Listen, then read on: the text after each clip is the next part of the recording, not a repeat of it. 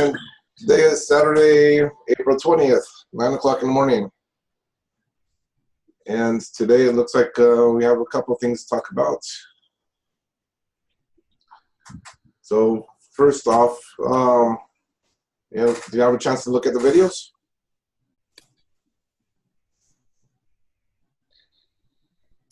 The women in leadership ones? Yes. No.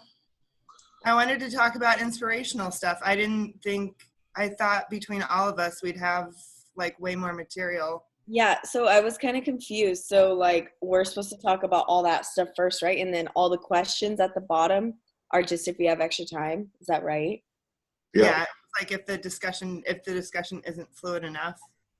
Okay, because I was like, that's what I was thinking. And then I saw the questions and I was like, wait, are we supposed to prepare for all of these? I was confused. So yeah, because I'm like dying of curiosity as far as like inspirational stuff. I was really curious what you guys came back with, because I'm always really excited to hear what people are passionate about.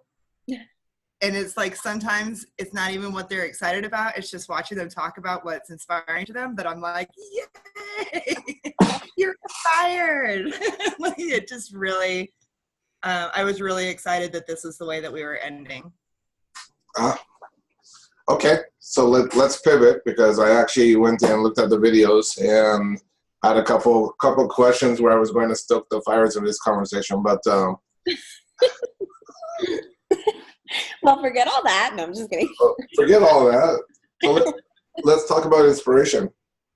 Yeah, so start us off, Laura, since you're so excited. Okay, so mine is, well, I have like a couple of different things, but I was really curious about like team building. And because, I mean, you guys are like, we're all kind of in different areas, but Courtney, surely you've had to have like camps or stuff like that, like team building and meetings, and it's going to be completely different than what Fred and I deal with. So that was kind of what I wanted to, that's where I was hoping we could kind of kick it off to see, compare and contrast and get different opinions on it. What do you think, Courtney? God, I did it again.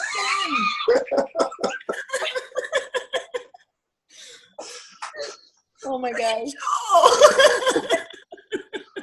It's fine, but I was laughing. I don't even think I was listening to what you were saying. I was laughing. Waiting for you to notice. Waiting for you to notice.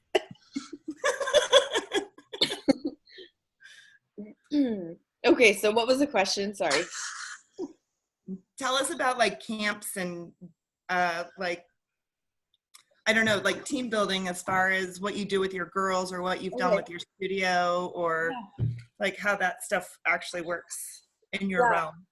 So, sorry, I have a cough drop. I've been like, I don't know, on the verge of getting sick. I don't know, my throat is killing me. So anyway, so we always go to a camp over the summer, and the camp will, obviously they learn like a lot of material. They'll learn a bunch of routines and stuff, but then the camp will also have like little team building activities. So they'll like focus on team building, and like, I'm trying to remember some of the ones they did last year. I can't really remember exactly, but they had some little team building activities, and then they had like one night where it was just kind of like a big party. Like they were just like dancing, they had music, and they had like the light, like it was like a school dance, you know, like they just sort of like, it was like more of a party. So I feel like, because I talked to the girls after camp, and I was asking them about it, and they were like, yeah, I feel like that is when, because, you know, the team is new, so not everybody knows each other, and it's kind of weird at first. So then we go to camp, and they were telling me like, I feel like this is where we really bonded and really became a team, is at camp, because we go like stay at a resort, and so they get to stay in rooms together, you know, so it's like 3 or 4 days of just being together, and it ends up being kind of long, like a long time, but that's where they said they felt like they really became a team. So I thought that was good feedback. So I was like, okay, we'll be doing that for sure in the future, you know. And then another thing is the school that I coach for, they've done this like coaching, like workshop program. So they'll have this like kind of inspirational speaker, I guess you would say, come and talk to us every so often. And he's just all about like, you know, I don't know, like the way that you lead your team. It's like a lot of leadership stuff. And it was kind of cool because I could kind of connect a lot of what he was saying to stuff that I've learned throughout all these courses. Like, he talks about like transformational leadership rather than transactional. And I was like, oh yeah, totally. Like, had a whole class on that, you know? So I thought that was kind of cool. A way that like I can, like they'll give you ideas of how you can get your team like to do team building and like how you can get them to be more of a cohesive team. So with the summer camp, do you actually design some of the team building exercises the girls do, or is that how is that put together? So we go to the camp and they have everything set up. So they're totally in charge of how the camp runs, not us. So we just show up and then we just follow whatever they have planned for us. But it's kind of cool to get like different ideas of what we can start doing, you know, back at school, like when we're not at camp. So. Is there a specific team building exercise that really kind of stood out to you, like light bulbs going off, like this is great, this is where they've connected? I'm trying to think. Honestly, I mean, it's been a year since I've been, so I can't remember like the specific activities, but honestly, like I feel like them just having to work together as a team was the biggest, and just spending that time together. Like, this is like silly, but they would have like free time because we were at a resort, and they would like all go to the pool together, and you know they would just like talk, and I feel like that was what really helped them just like be cohesive as a team. Can't remember any of the specific team building activities for some reason, but sometimes it's just the time. I can understand that. It's you kind of have that time to kind of put the facades down, or you know, really get to know someone when you're gelling in that kind of environment, and like you're removed from everything too, so it kind of goes along with kind of like the rites of passage stuff where you're separated from the regular stuff so that you know everybody's kind of in that awkward stage together. Exactly. Yeah. And it was cool for me too, because coming in as a new coach, I really didn't know any of the girls on the team. Like the previous coaches, you know people from the year before, and like they work at the school, so they just know the students more. So it was cool for me too, because I feel like that's when I really got to know the team, because, like, you know, kind of just showed up to this random like tryout and like picked these 10 girls, and I'm like, I don't know them, you know what I mean? So it was like also for me too, to like kind of like you said, like show them who I am as a coach, like how I'm going to be as a leader, like how our team is going to work. So yeah. Cool. That's excellent feedback. Okay, Fred, what about you in the corporate banking world? So how do you feel about team building, and what have been impressionable events for you? If you notice when Courtney was talking, I actually stepped off the camera. I stepped off the camera because sorry, Rachel, I just had to.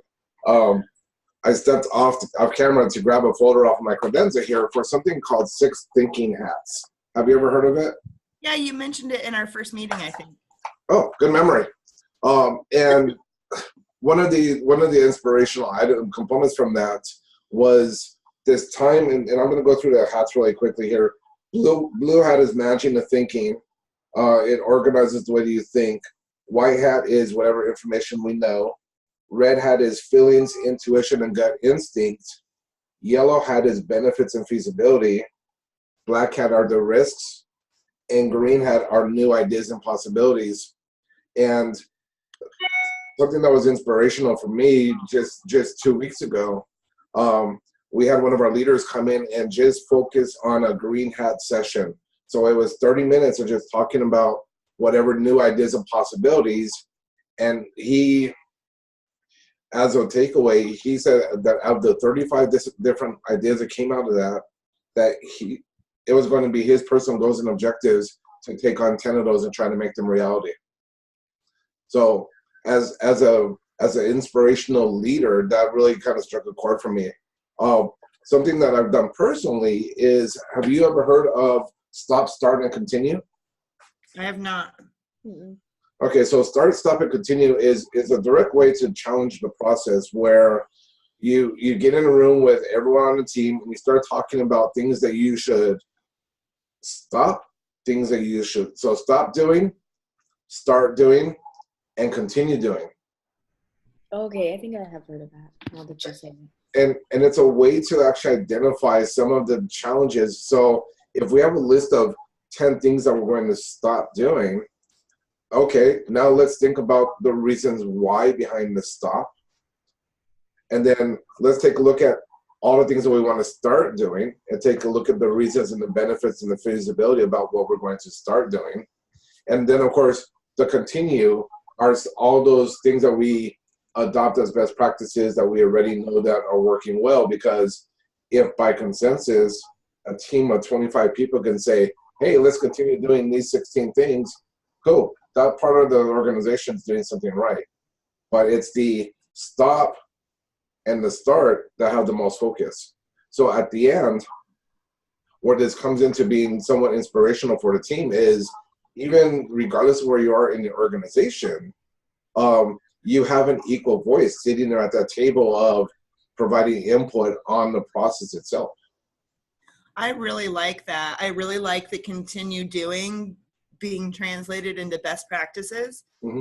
Sometimes when you are, saddled with that term, best practices, it's almost like pressure, like, what are our best practices? But if you look at it from what are we doing that works and what should we continue doing, it makes the focus a lot easier to understand. So that's brilliant. Yeah, and for example, think about it in terms of the consensus building there, right? Because it could be completely ambiguous, such as we're going to continue to beat our service level agreement in response to our clients, or we're going to continue treating each other as a client. Like in our organization, my direct reports treat me as if I'm their client. I treat them as if they're my client. And our requesters, we treat them as our clients as well. So throughout the organization, we establish this high-level client service because everybody's a client, regardless of where you're at on the org chart. I just met with the managing director, and in the bank, a managing director is like CEO -3, so pretty high in the organization. I'm CEO -6, so you can think about he's 3 levels higher than where I'm at in the org. And this managing director came to us and said, we want you to create these videos. My team is a very creative team. We want your team to create these videos for our town hall presentations. Our team is focused on learning and development. And I had to tell him, no. He had 5 of his own direct reports on the call, plus myself, plus one of my creative leads. And I had to tell him no. And usually when you tell managing director no, stuff flows downhill really quickly. And what he said was, we're looking for ways to think outside the box to be able to empower our people to do, and he works in asset wealth management, so they're a revenue center, to give you that context, to empower people to go out there with passion and the drive to be able to bring in more business into the bank. My original focus is on learning myself. So learning and development with the creative team, we developed some great stuff.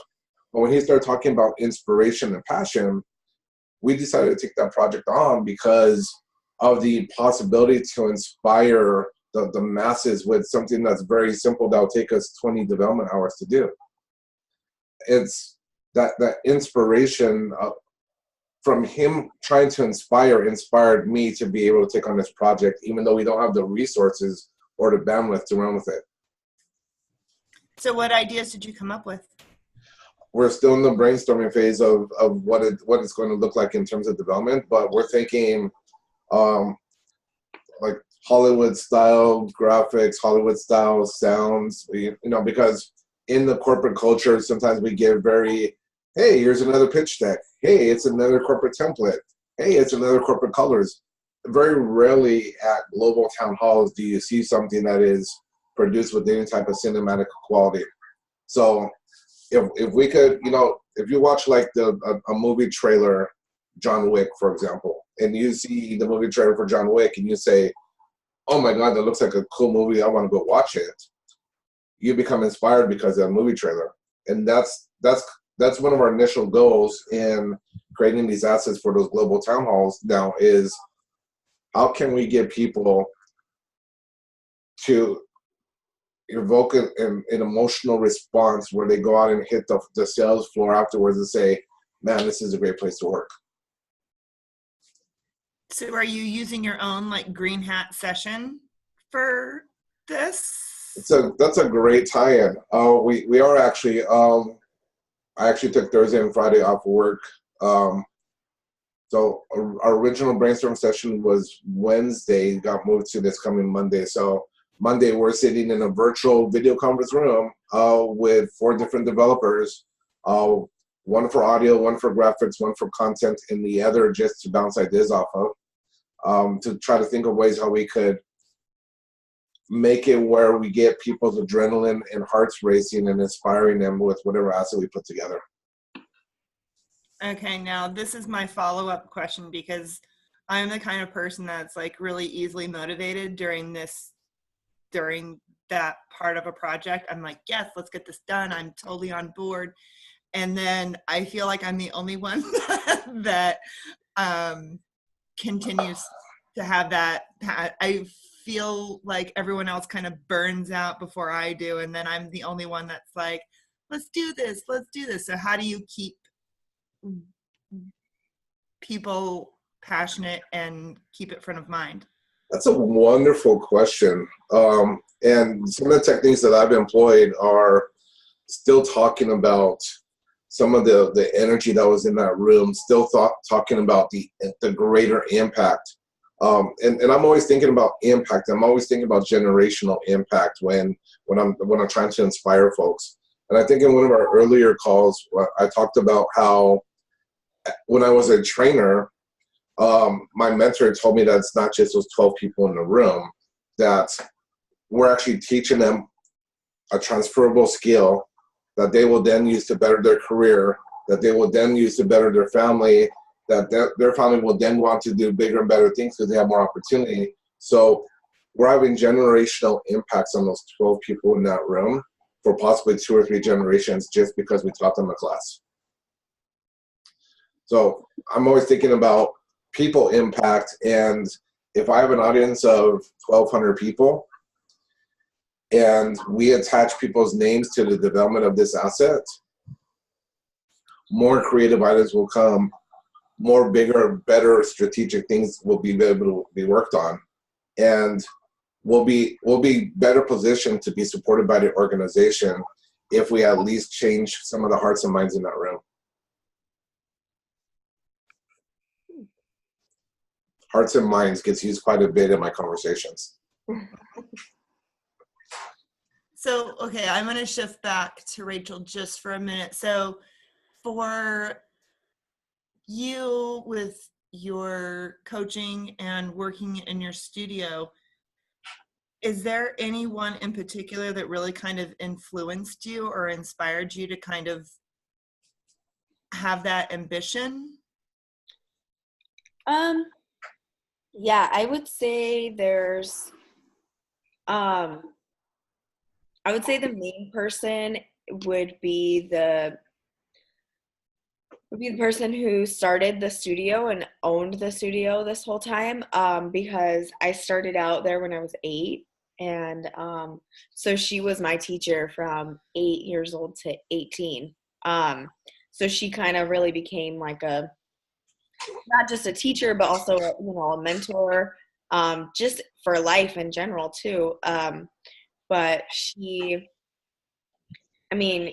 was always just like a person, like a leader that I feel like I always like connected with, like I always like, I'm trying to think. Like, I always could relate to her. I had another. So there were two owners of the studio, the other teacher, and she is still like a mentor, and like I still looked up to her and everything, but it was just harder for me to like connect with her. I don't know if that makes sense. Like um, the other one is just way more relatable to me, and so I feel like I don't know, like we always kind of say like she felt like a second mom, you know, like we had that kind of relationship, and so I feel like I could always just talk to her or like go to her for anything, and still even today she's moved on from the studio, but I still am able to. I just had lunch with her the other day, and you know, I'm still able to just go talk to her, and she'll just text me and check up on me. How are you doing? Just seeing how things are going, you know. And I just feel like it's that relationship outside of, you know, besides dance or whatever, like whatever, you know, besides whatever sport or whatever thing that you have in common, it's just it was beyond that. So she was always able to like be inspirational to us somehow. Like she just was really good at always sharing like what her story is, why she does what she does. And I feel like that was always able for me and the rest of the team. Always we were able to get something out of it, and she was just always able to inspire us. So that's probably the main person for me. When Fred was talking about generational impact, that was kind of where it's, I mean, she's obviously found a way to make an impact and pass her passion along and be involved. So Right, yeah. it's just kind of, you know, hearing what Fred is saying and turning it into like an artistic thing and Yeah. finding. See, this is why I was so excited about this topic. So, Probably like if you think about it too, a lot of other people that have went to that studio probably have the same feeling that I do. So it's like, just like you said, it's affecting more people. It's gonna affect generations to come. So it's not like she just influenced or affected one person, you know. So Yeah. Yeah. It's So- that effect. when it comes to inspiration, there's two different components, right? There's inspiring others and inspiring self. So, Laura, what do you do to wake up and get out of bed and inspire yourself to go apply and accept another job? What are some of those tiny messages that you tell yourself to keep on going and keep on fighting the good fight? Honestly, this leadership assessment class has had a much larger impact than any of my other classes. And just reading how things, just going through all the material, it just kind of points out like, this isn't right. This isn't how things should be. This is what you're dealing with. This,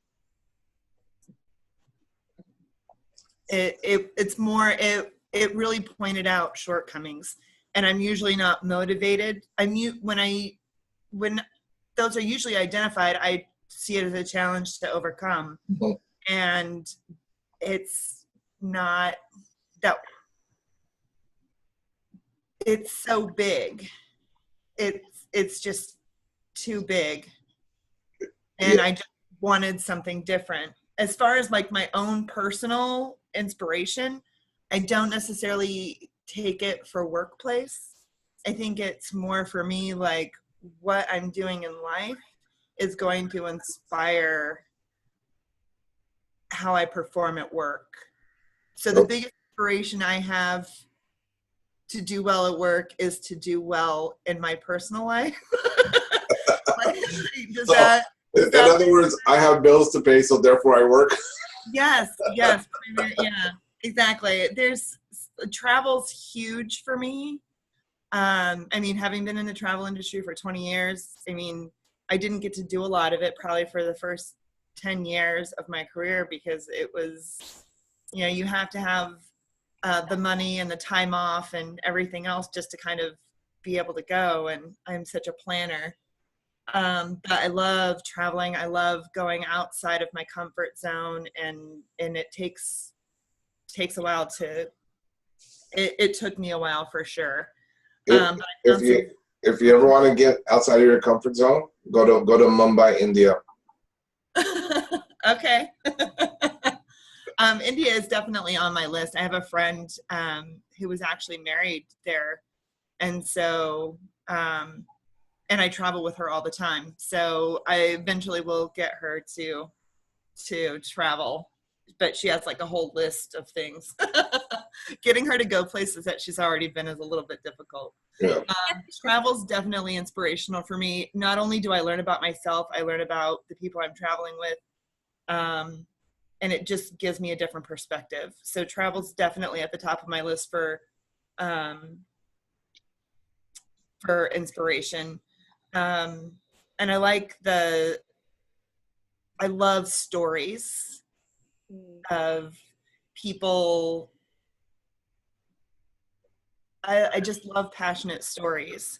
So there's, and it's in all realms. Jackie Robinson is huge. I love reading about people who have overcome adversity, or just put like their whole life. There's these, it's really kind of nerdy, but it's fun. There are these math problems that are called the millennial math problems, and there's like 12 of them. And there's a society that's basically said if you solve these problems, you get like $1 million. And so people are constantly trying to solve these problems, but they seriously, it's like their life's work, and they're just so compelled to do it. But there's a video, there's Fermat's last theorem, and it was solved by this guy in the 90s called Andrew Wiles. And there's a clip, it's about a 3.5-minute clip, and I cannot watch it without crying, because he's working on this problem, and like nobody knows that he's working on this problem, like not even his wife. And well, now I take that back. Like they were together and she didn't know, and then they got married, and he's like, by the way, this is my life's work. And then like when it finally dawns on him, he's telling the story, it dawns on him that he's like solved this problem. He can't even communicate, and he's like this British man, so it's not like they're really emotional anyways, like not on camera, he's not going to sit there and cry, and he's just kind of like pushing himself away from the desk, and he's like teary-eyed, and it's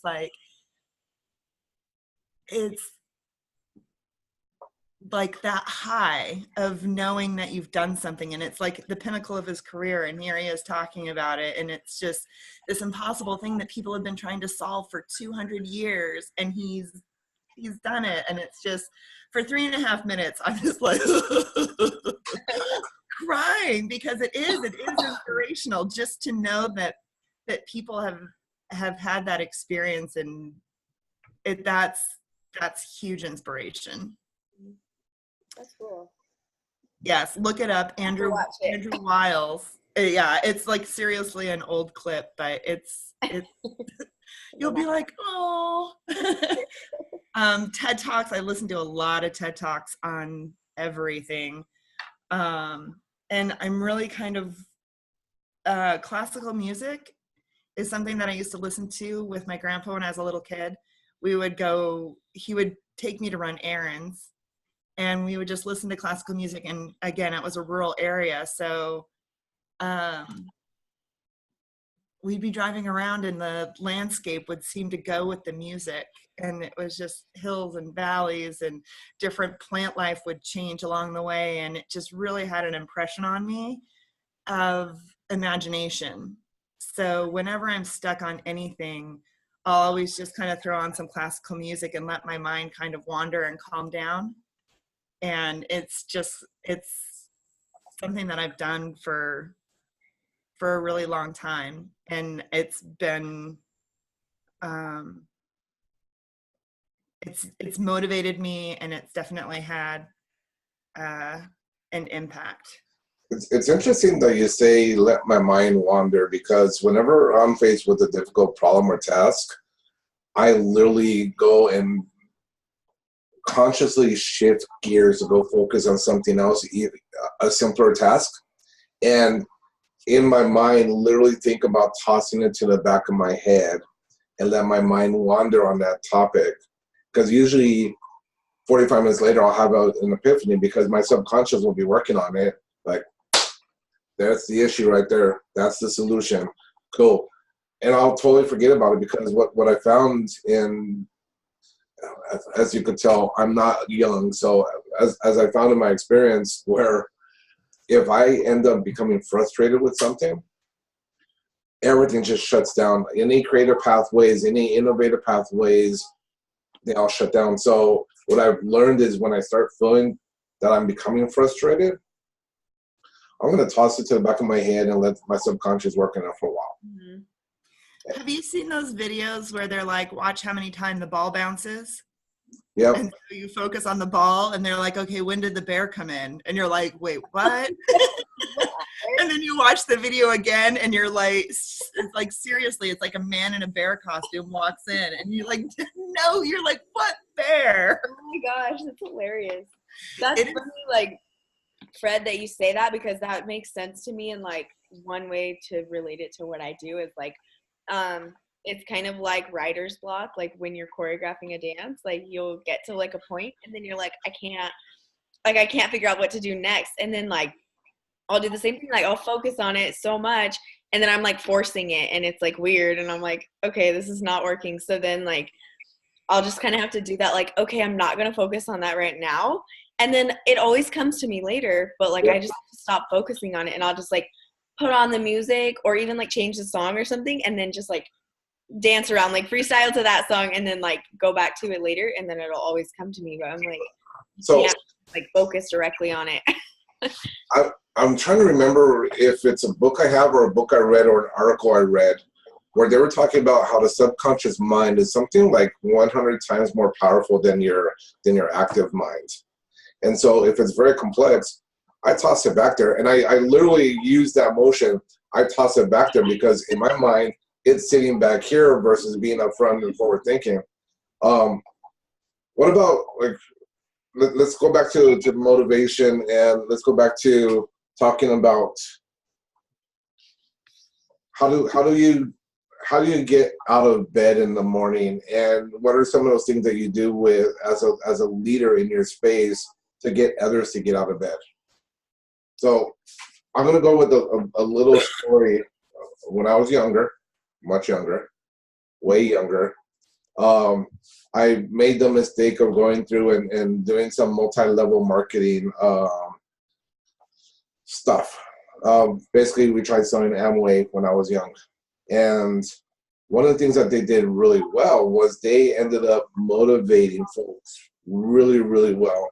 And one of the items I took away from there, because, you know, not every negative experience has negative outcomes, is they had something called dream building.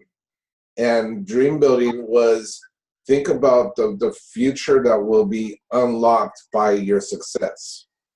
And so even today, I've been at the bank for 20 years, and there are days when it's like, man, I got to keep on working, and, you know, it's the same process, and you're banging your head against the wall at times. What can I do to motivate myself? I will literally go up to a car dealership and go, like, take a car for a test drive.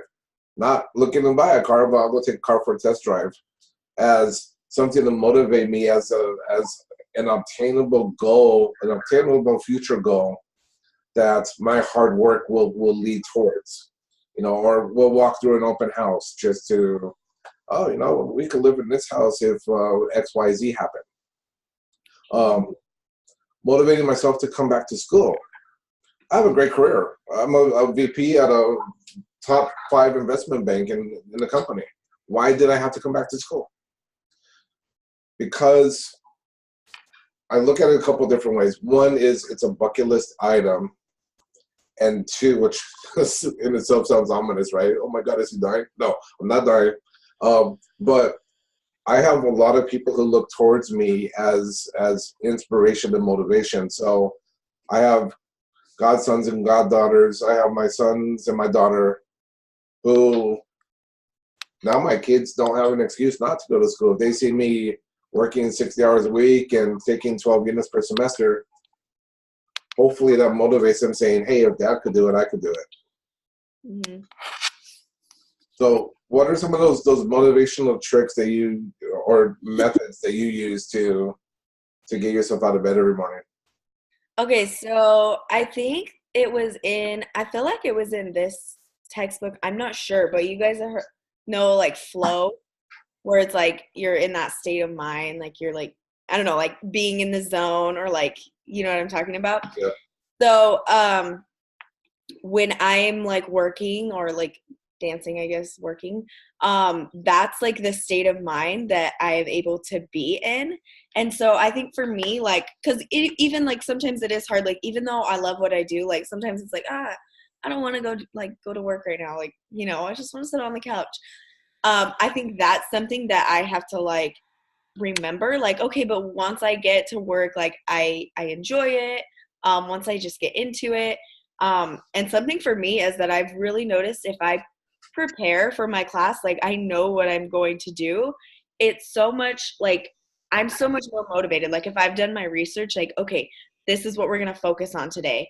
Then I'm so much more motivated because I'm like excited because I want to like get it done. But if I go and I'm like, I don't have a plan for the day, I'm just kind of like, okay, let's cut practice short. Like, you know, I'm just unmotivated. I'm like, I don't really know what we're going to do. Then, I mean, I can obviously, like, I've had enough experience, like, I can just go with it. Like, I can show up and just, like, come up with something. But it's that I'm not in that, like, state.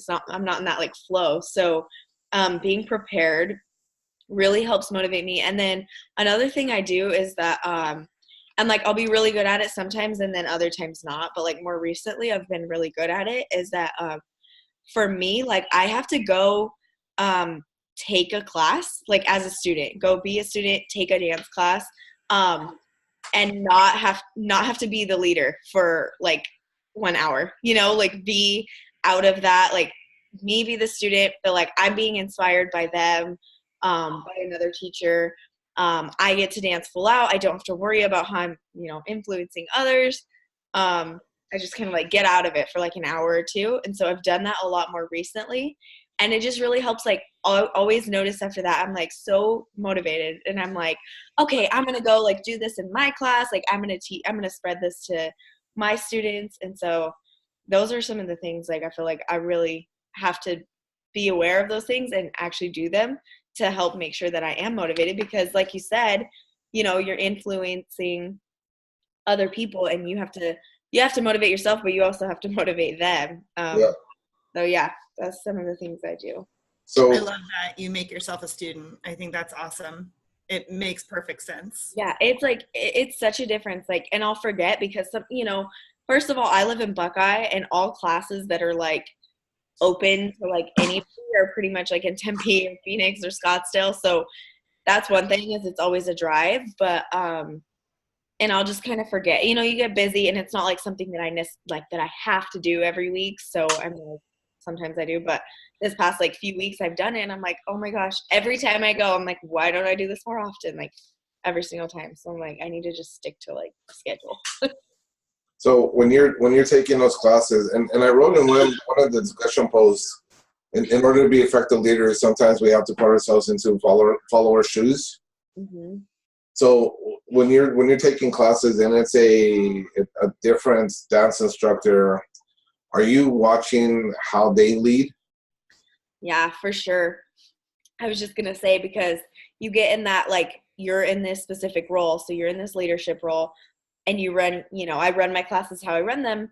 So when I go to other classes, I feel like I'm really, now that I have been a teacher and a coach, now I'm really observant of how they teach, what they do, and what I like and what I don't like. You know, like, okay, I need to start doing that, because that's really, as the student, like I get to step into that other perspective, and I actually get to see, like, as a student, this is really nice. Like, this really helps motivate me when the teacher does this. I don't necessarily like when they do that, so I won't be doing that, you know, but I really have noticed that. And like, as before, as just being a student, I didn't pick up on those things. Like I didn't notice Oh. those. Are you in essence doing your own start, stop, and continue when you're in the student role? I guess so. Yeah. That's exactly what it is. Like, okay, I like the fact that they do this. I don't like the fact that they do that. So I'll start doing this and I won't do that. Yeah, for sure.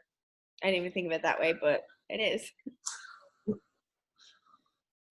What's interesting about that exercise is there's literally 3 big old white pads on walls throughout a conference room, and we have people go around, write down what they should stop doing on the paper, and then cover it up with a piece of paper. So the next person comes and they cover up whatever they wrote down. And then at the end, when we do a debrief session, we actually go through and start uncovering what the stop was or what the start was. And what we find in it is across the team of 25 people, they're same thematic components. So whatever you're looking at with that other dance instructor, there's probably another 4 or 5 dance instructors who are probably thinking the same thing of, I should stop doing that, and I like what this instructor does. And guess what?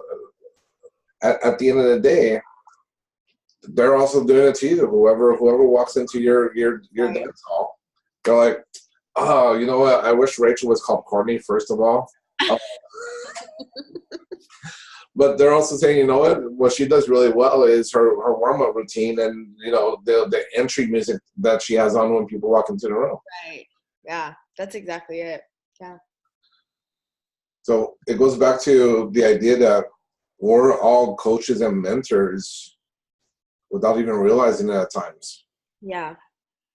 Yeah, exactly. Like when I go to another class, like that instructor probably has no clue that I'm like being observant of how they're teaching. They just think I'm there to teach the class or to take the class.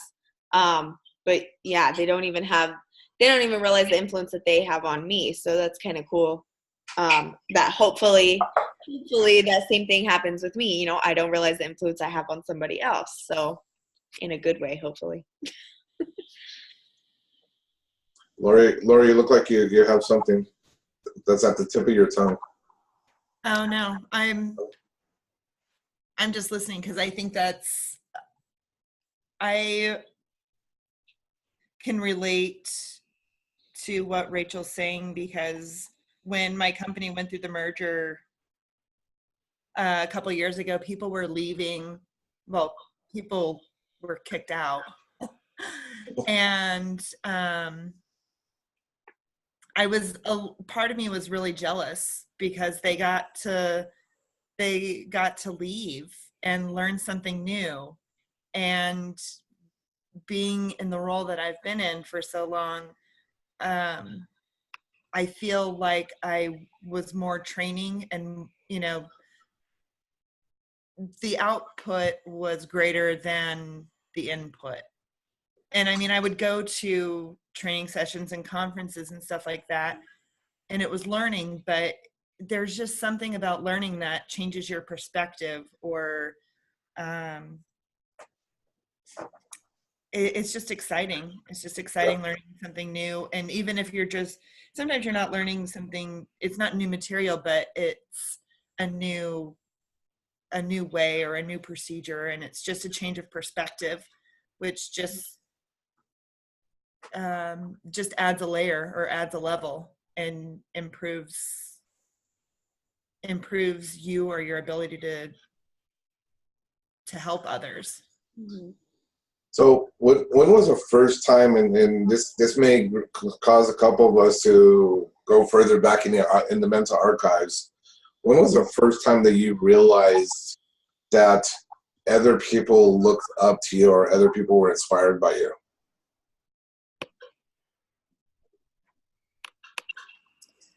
I would say probably like in high school. Only because, like I said, I danced at the same studio that I do now. And when I got up to high school age, we were, they have the different levels of company. So we were the seniors, the senior company. And I think that our teachers made it known to us that, hey, several times they would sit down, and a lot of times they would sit down and have a talk with us, which I thought was cool because we didn't just come in and like, okay, start dancing, It was a lot of like they would talk to us about, hey, all the younger girls, they really look up to you. They're watching your example. Sometimes they'd be like, hey, you guys need to stop doing this. Like, sometimes it'd be a little bit of a lecture, but sometimes it was a good feedback, like, you guys are really an example to them. So basically be a good example, make sure you're doing this. So I think that I don't know that I necessarily realized like on my own or even how much of an influence, but I remember being even way further back. I remember being the younger kid and really looking up to the older kids and wanting to do whatever the older kids were doing, I think we can all kind of relate to that in some way, but they were just so cool, and whatever they did, I was definitely watching, what they were doing. So I had to like try to remember that when I was the older kid and, having the younger kids look up to you. It really is like, oh, wow, they are paying attention. Like I need to keep myself in line. Like, yeah. I don't remember the first time that I felt like an inspiration. I think most recent, my brain works differently than most. I have weird ways of remembering. Well, I don't want to say it works differently. I have weird traits. I come up with weird questions. I ask questions in weird ways. And the people that I kind of trained that took over one of my former positions, they were really excited to learn how I remembered everything that I had to remember. And I would give them mnemonic devices, and they were really excited about it. And and it's just making it fun, I think. And that was, and they would ask opinions on stuff that I'd be like, why are you asking this? And I get called into meetings and they're like, we're going to run something by you and just, tell us what you think or let us know what questions you have. And then I'll listen, and my face is telling them everything before I can ask my questions. I'll have a question mark face, or I'll like they want to watch me as they're talking to me for how I'm responding. And so I think that that's kind of interesting that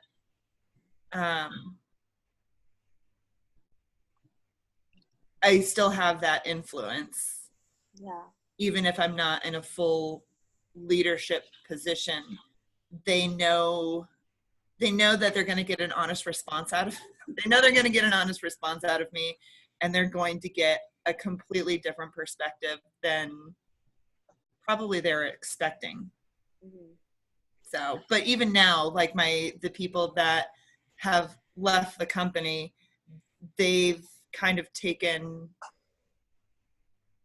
they'll still be like, so this is how I'm remembering this, or this is a mnemonic device that I came up for this thing. And it's not anything, it didn't strike me as exciting or new or like a new tool, but for them it was like, what can we come up with? So that's cool.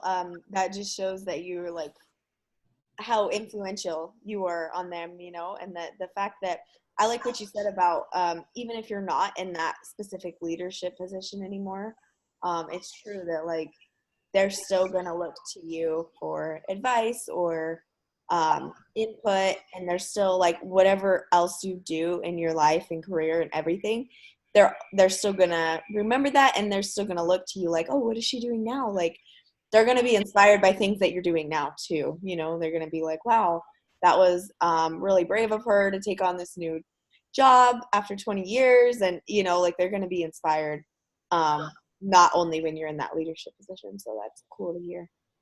Yeah. Part of it is getting people to trust themselves too. Like sometimes you'll be sitting someplace and you'll hear something and you'll be like, that doesn't add up. That doesn't sound right. And it's an opportunity to ask a question about the information.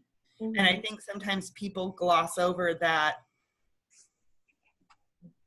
little red flag that comes up. And that's what I hope. That's what I hope I inspire people to be, just ask the question, or if something doesn't seem right, ask a question.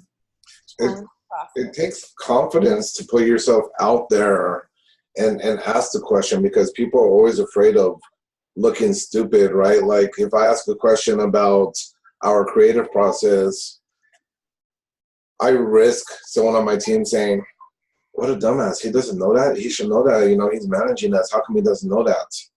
And what I've taught my team over the years was, I don't have all the answers. That's why you're the subject matter expert. And tossing that subject matter expertise onto them and enabling them to be part of the conversations versus a leader having all the answers. I don't have all the answers. But going back to the original question of when was the first time that I knew that I was an inspiration on somebody, was, and I'm going to hit the professional side, because the childhood side, we moved around too much and I could barely catch my breath. But on the professional side, when I was working at Wells Fargo, we had a manager who would all of a sudden extend the work hours on us and write us up if we were at minute 16 after a 15-minute break, or just super micromanage, not giving us a lot of notice whenever like mandatory overtime would be invoked. And at the time I didn't care, because I was hourly and overtime was overtime and extra money and great, right? And there was a cluster of folks, and we'll say 1/3 of the team. To set context, HR had the unfortunate circumstance of being on the same floor as us. So this little cluster of 1/3 of the staff will be walking in on a regular basis to HR to talk about the unfair practices of our manager. And I always kind of brushed it off, and the HR director would always ask me a couple questions like, you know what, I'm just blessed to be here. I'm blessed to have the hours. Not a biggie. And I would be working 70 hours, 75 hours a week. One weekend, they actually called mandatory overtime after I've already put in 70 hours. And the same group started getting up, walking into HR's office. I got up and I walked in with them. And the HR director said, you know something? These guys keep on coming and keep on coming with complaints. But if you're walking into here, there has to be an issue. And it took him to say that for me to realize that I was inspiring others and I was supporting others and I was a leader in my own regard, even though I was a lowly check operator, check processor. Just by the fact that I was up and supporting, and situations got to a point where I could no longer tolerate it, was when HR finally took an action to actually do something about it.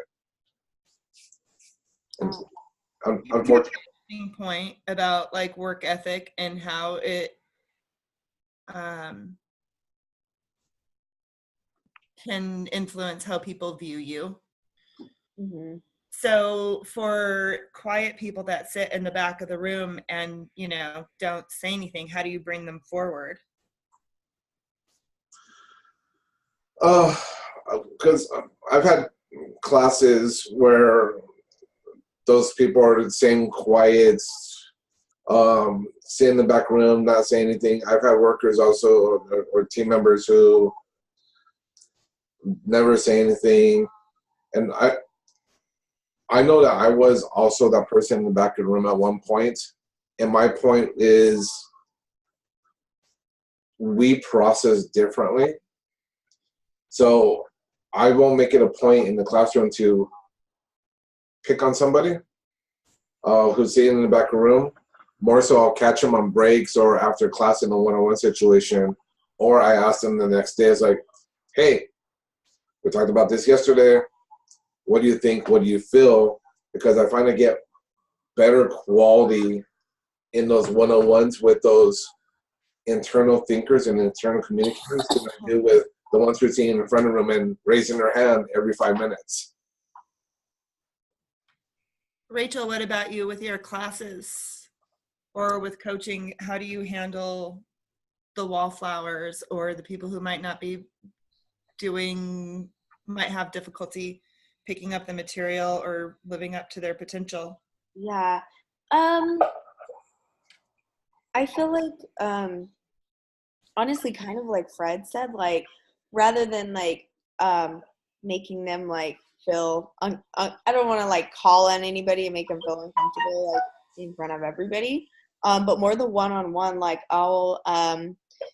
after practice, I'll be like, hey, can I talk to you? Like, so and so, come over. And then I'll just talk to them, like, um, can you get with, maybe ask somebody if you could get with them one-on-one to practice the material. Or like, I'll just kind of give them tips, like, make sure you're doing this at home. Um, yeah, I feel like the one-on-one thing is good.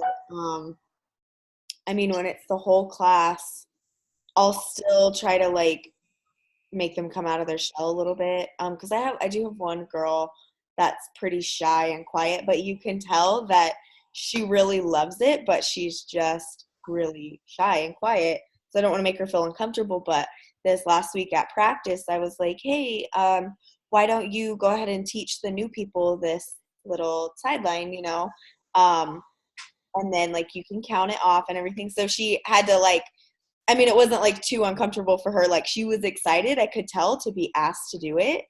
Because like I said, you can tell she really enjoys it and she really cares about it, but she just she's not going to be one to be like, excuse me, can I teach it? Like she's just never going to do that. So, and I do have some people like that, and I'm more likely to be like, okay, thank you, but not right now. Like, we're not going to do that now, like, so I asked her, like, okay, go ahead and teach this to everybody. And she was like, oh, okay. And she got up there and she taught it and she did good. So I'm like, okay, I just need to maybe be able to give her more opportunities, create some opportunities for them to be able to speak up. Was I echoing? No. Oh, I could hear myself like for a second. So I don't know what it was. Do you guys do any kind of volunteering as team building? It's funny you mention that because I met with my upline managing director about a month ago. And what I found in the Phoenix area is I have team members or colleagues in the area that I wasn't aware of. And we had our executive director show up and take us all to lunch. And I actually met people I didn't know existed in the Phoenix area. So in talking with our managing director, I say, one of the things I'd like to do is we have what we call good for work. So we're out there across our consumer division planting flowers, doing landscape for schools, doing Habitat for Humanity. And what I basically told him was, I'd like to assemble our team, grab the 6 or 7 of us together and go and do some of this volunteer stuff that's already available out there for us. So our first one is coming up on June, the first week of June. Does your company give you hours to volunteer within the community? They do. It's something like the equivalent of 2 weeks a month, 2 weeks a year. Okay. That's a lot. That's a lot of volunteer time. That's awesome. Yeah. And we've done stuff like not at work, but through scouts and through swim, like St. Vincent de Paul. Go down on Thanksgiving and go serve on the food line. We've done that. We've unloaded trucks at St. Vincent de Paul as well, but not from a team perspective. Yeah, we're given 3 days a year to volunteer. And I mean, I have a monthly volunteer commitment, so very rarely do I actually take time off of work to volunteer. But for the team building ones, I think that I think it's pretty powerful to kind of come together and really kind of build the team helping others. And there's so many different volunteer aspects within the Valley. I mean, it seems kind of difficult sometimes to find those opportunities, especially for groups. But there's I know Feed My Starving Children is one that's really big in the community, and a lot of my friends have done it. It's one that I haven't actually done. Um, but I know that it's a pretty popular one because I always see people posting their volunteer days online. But when we used to do team building before our merger, it was always really powerful just to kind of bring the team together. Or when like a new team member would come in, there would probably be a volunteer event within their first 3 months of joining the team, just to kind of have that cohesiveness and kind of what Rachel was talking about earlier with the camp. It's, you know, just to kind of have that time together where it's not just work focused. Yeah. We ended up doing, I know we're starting to run out of time here, but when I was running our technology analyst program, we had 256 analysts. So for 6 weeks, we provided them housing in New York, actually in Jersey City, across the Hudson from New York.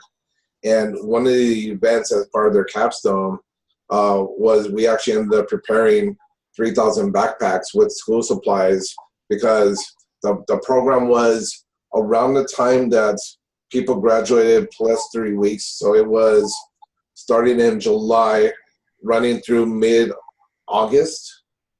No, actually, I think it ran through it ended right before Labor Day weekend. So people were starting to go back to school. We ended up supplying, in year one, we ended up supplying 3,000 backpacks. So we would get cases of pens, cases of pencils, cases of paper, and we would literally make an assembly line, fill up these backpacks, label all the backpacks with individual names, put an individual note for each one of the students in there, and then take it over to the schools.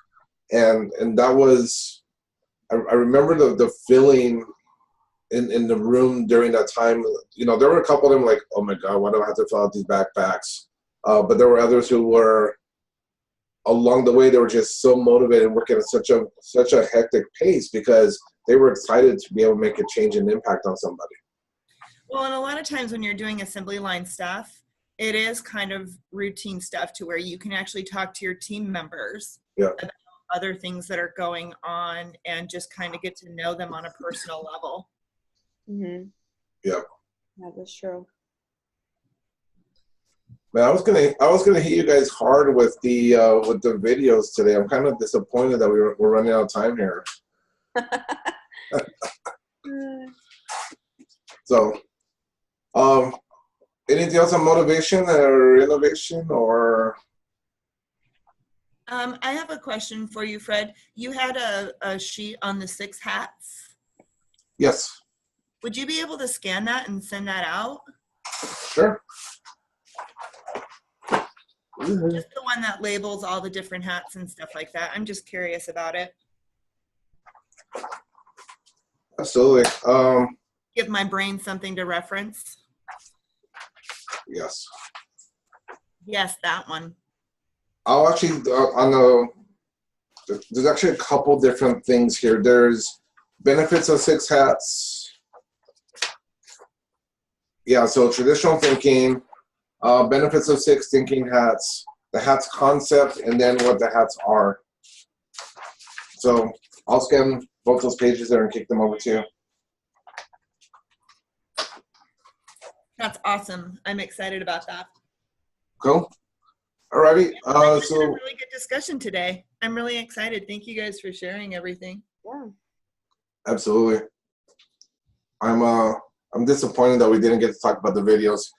When you do, just as a takeaway, think about in the he for she video, if it's not chauvinistic in its own regard.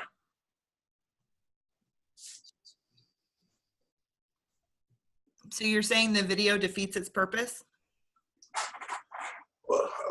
I had a couple questions I actually put out in the comments. One is the he for she video.